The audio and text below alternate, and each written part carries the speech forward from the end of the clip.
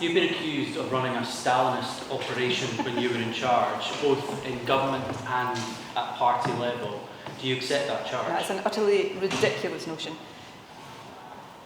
That's what you're being accused of by a senior former colleague. Well, I think I said in there are some people in this life who spend lots of time thinking about me. I don't spend much time, or as much time thinking about them. And I think, look, I will leave people who know me in Scotland, whether they support me or not, to decide what they think of that ludicrous notion. But do you accept that people that didn't agree with your point of view, you froze them out? No, I don't.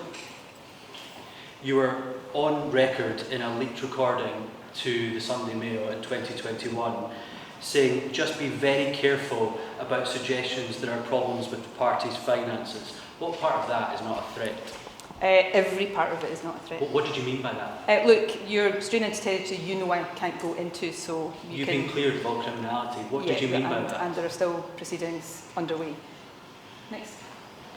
Nicola, you've said that you should have paused the gender reform legislation at the time when you became aware of the backlash against it.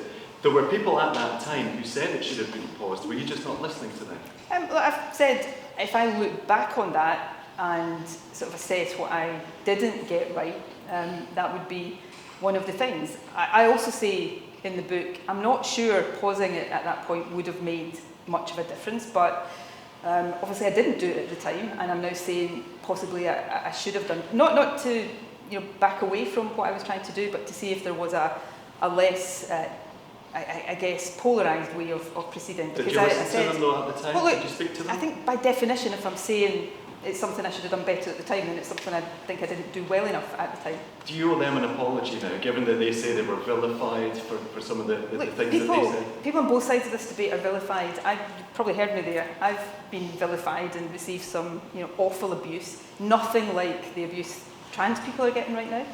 And no, I won't apologise. You don't think it's worth an apology? I try to stand up for the rights of one of the most stigmatised minorities in the country. I don't believe that is in conflict with the rights of women, which I have stood up for and will continue to stand up for. And I still hope we can find a way out of where we are right now. I totally respect the view of people who disagree with me on this, contrary to what is sometimes said and contrary to what is said about my position on this. But I do deeply, deeply regret the way in which some, and I stress some, are kind of punching down on trans people who have done nothing to harm anybody. And so I will continue to stand up for women's rights, and I'll continue to stand up for trans rights. And I didn't come into politics to back away from the things I believe in, because it got a bit difficult for me personally. I'm in politics to argue the cases and the causes I believe in. I'm not going to be doing it in frontline politics for very much longer, but I will always do it, and I'm not going to apologise for doing that. You talked a lot in the book about the emotional toll of the pandemic on you, and you've expressed frustration in interviews about why people perhaps don't believe you when you get emotional about talking about the pandemic. Would they believe you more if you hadn't deleted the majority of your WhatsApp messages from that time? Can you explain, if you're telling your own side of the story, why you did that and where they are?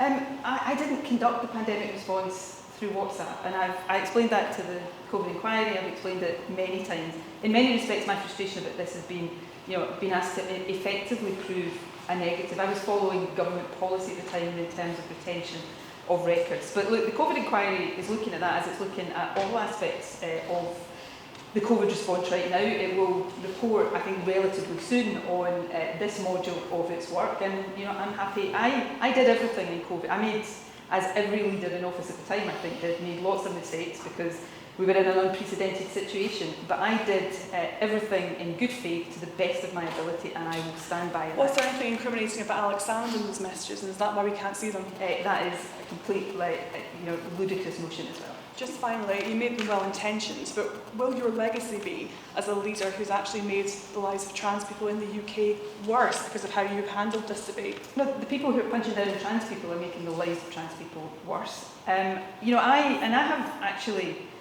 asked myself this question a lot, and I think I talk about this in the book. Would it have been better not to try? And what I also say, and it remains true to this day, not a single trans person has ever said to me, "We wish you hadn't tried." And I think that is important to me.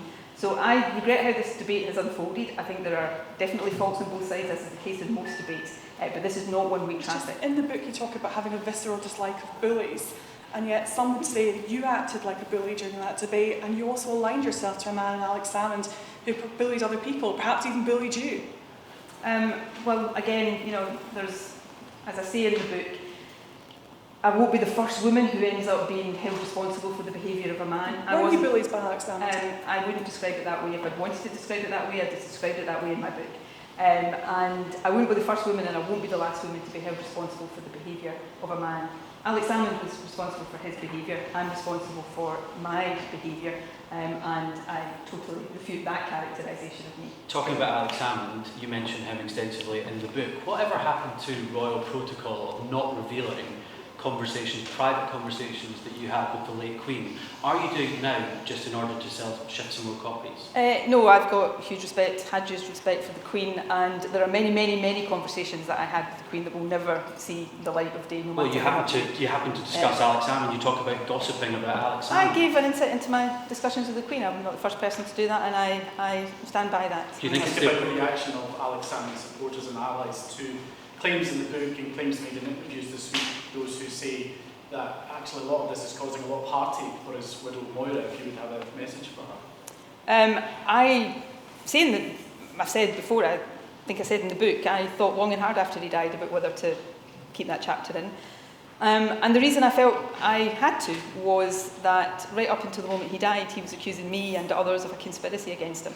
There are still people today, literally today probably, accusing me of that. So it's important to me to refute that, because there is no evidence of that, because it didn't happen. And you know, that's why I wanted to set the record straight on my own behalf, but I think on behalf of others who have been upset and in some respects traumatised by that utterly false claim that is made. And on the heartache that his supporters say that Moira will be? Look, I knew Moira well, and I have nothing but respect for Moira, and I wish Moira well. Can I ask about something you said today at your Edinburgh Festival event, where you were asked about the sex and gender row, and how society doesn't exclude all men from things because of the few abusive ones that exist, but that's what's happening with trans people, trans women, I think probably in the main you would say. But isn't the fact that we do exclude all men from single-sex spaces, from women's single-sex spaces, and that's what the argument is all about? That's not the point I was making, Gina. That's not the point I was making. I think probably you know that's not the point I was making. The point I was making is that there's no other group in society where if somebody does something wrong, we say that the entire group is responsible for that. So, for example, there are, as we all know, biologically born women who harm children. We don't say all women are responsible for that. We don't say all men are responsible for those who commit heinous acts of sexual violence. But we appear to be in a situation right now where the actions of somebody like Isla Bryson and anything that is said about Isla Bryson is taken to somehow be representative of the whole trans community, and that's what I think is deeply wrong. Is it not the case that it's not representative of the whole trans community, it's just a case of the flawed legislation that you were trying to go through, because you couldn't say when gender identity was legal? As you know, again, Gina, that legislation wasn't on the statute book. It is not on the statute book today. So by definition, that legislation had no bearing.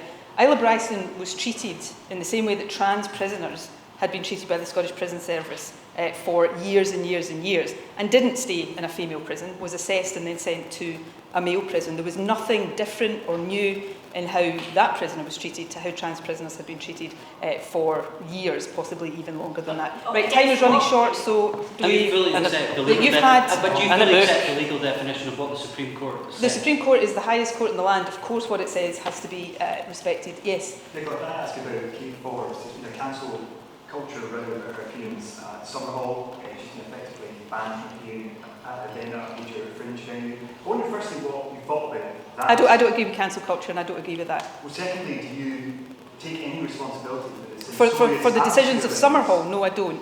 Next question. Does your literary career end here? I would hope not, but I mean that's for another day. In the book, you say that one of your biggest mistakes was to embrace a de facto referendum, because it basically set too high a bar. I said one of my biggest regrets was branding an election as that. Do you worry that John Swinney's making a similar mistake by target? I'm fully behind John and what he's Too high doing. a bar to set? I'm fully behind John. If you fall short, you're lame duck on independence. Well, you know what, if you go into politics, if you go into life thinking you don't do things in case you fall short, then you would never do anything. That's never... You don't get a mandate. Well, look, you have to... We won't get independence unless we can persuade a majority of people to vote for it. So, you have to strive for it, you have to aim for it. I'm one of these people in life that believe you should strive hard, have big ambitions, and yeah, you might fall short, but you'll get further than you would otherwise get if you don't set the ambition in the first place. Right, I've got time for another, possibly two questions. Level in your book about Scotland's strong death crisis. Don't you feel you owe the public more of an explanation as to why it's been... Well, look, it's for the public to read my book. And make up their minds about that and other issues. Nicola, can I ask about ferries? This is one of the biggest scandals that took place throughout your whole time in office. Was there any mistakes made in that, over budget, over time, painted windows? I think just over a year ago, so about a year after I stood down as First Minister, I sat in front of a parliamentary committee for hours and answered questions on that. So I would refer you in the interest of time to the official report of the Infrastructure Committee. You didn't regret it then? Do you regret it now? John, you'll remember me at First Minister's questions saying I regret what happened with the ferries and the overrun in cost and time. And as I say, I gave substantial evidence to that committee. So you can go and have a look at that because I know you're a keen student of all things that happen in Parliament. Right, one more question, Conor. November about receiving rape threats online since the book has come out and since all of the coverage about the gender issue. And can I ask you two things on that? One being, have you spoken to police? Have you raised that with police at all? And secondly, how does receiving that abuse make you feel, given that you're about to exit the frontline political world? I'm sure I do get rape threats online all the time. The thing I was speaking about, I would have said it wasn't a threat. It was saying that the person hoped I was raped, not threatening to do it. And I can't believe I'm actually trying to make a distinction like that. But no, I haven't spoken to the police. I sometimes think, of course, allegations of criminality should be reported to the police. But I think in terms of online abuse, sometimes we just have to kind of all take a step back and stop doing it, rather than think that the recourse is always to go to the police. It makes me, I don't look at it very often, I try not to, but it makes me deeply concerned, not for myself so much as for the state of democracy. I speak to probably, maybe not every day, but certainly every week, I speak to young women, young men as well, who are interested in politics, who would love to think about going into politics, but actually think that they couldn't do it because of the abuse. And if we carry on down that road, then democracy's in an even worse state than sometimes it appears it is right now. So I just think we've got to, as a frontline politician for 3 decades, I am not without responsibility for the state of public discourse. I've got to take my share of collective responsibility. But I think we've also all got to just stop shouting abuse at each other and take a step back and try to find a way of disagreeing, but doing it a bit more agreeably than we seem to be capable of right now. Right, guys, thank you all very much.